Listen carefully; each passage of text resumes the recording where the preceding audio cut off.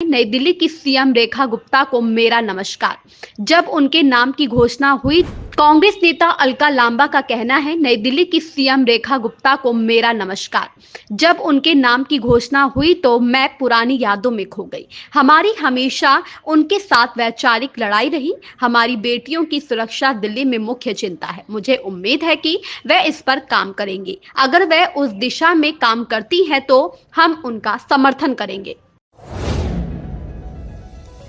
आवश्यकता है United times समाचार पत्र व यूनाइटेड टाइम्स न्यूज चैनल में निम्न स्तर पर विज्ञापन प्रभारी, ब्यूरो चीफ, संवाददाता की इच्छुक व्यक्ति पुरुष महिला संपर्क करें।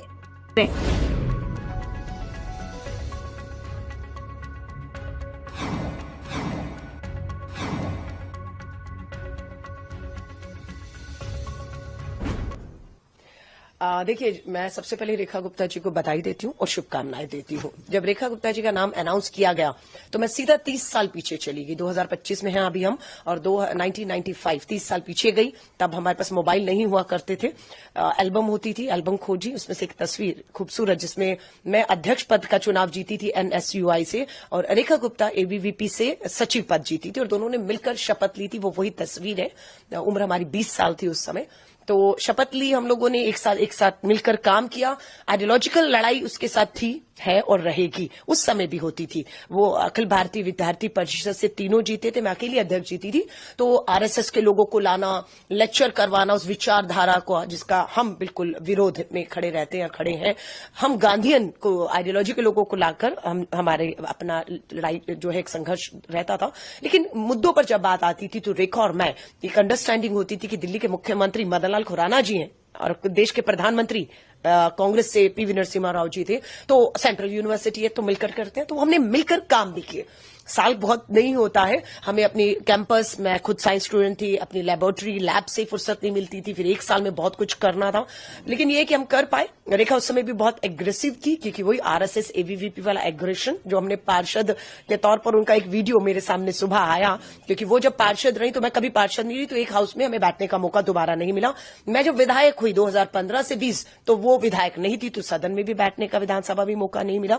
अब वो पहली बार विधायक बनी है। लेकिन उनका जो वीडियो मैंने देखा तो मैंने उनको शुभकामनाएं, बधाई तो दी है, लेकिन नसीहत भी दी है, क्योंकि उन्होंने भी शायद नहीं सोचा होगा कि वो सीधा पार्षद से पहली बार विधायक बनेंगी और मुख्यमंत्री हो जाएंगी। लेकिन सदन में जो उनका आचरण है, अगर मुख्यमंत्री के तौर पर विपक्ष में कोई ऐसा करेगा तो वो अब क्या करेंगे, क्योंकि उन्होंने पार्षद रहते हुए सरकारी संपत्ति को नुकसान पहुंचाया, माइक, पोडियम सब तोड़ा। वो आज वायरल वीडियो है।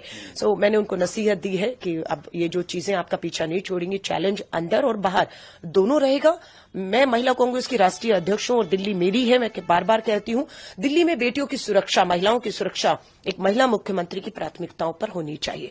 रेखा जी मुख्यमंत्री हो गई हैं, स्वाभाविक है उन्हें पूरी सुरक्षा मिल जाएगी, लेकिन उनकी प्राथमिकताओं पर दिल्ली की हर बेटी की सुरक्षा होनी चाहिए। अगर वो उस दिशा में काम करेंगे, महिला कांग्रेस के राष्ट्रीय अध्यक्ष होने के नाते पूरा समर्थन, सहयोग हर तरीके से मिलेगा। महिला आयोग की नई अध्यक्ष भी नियुक्त करनी होगी उन्हें, और अगर कहीं लगेगा कि वो चूक रही हैं तो हम पीछा नहीं छोड़ेंगे। मुझे याद है शीला दीक्षित जी को निर्भया के मुद्दे पर, महिला मुख्यमंत्री थी, घेरा गया था, पूरा बदनाम किया गया था। लेकिन आज हम बहुत आगे निकल चुके हैं।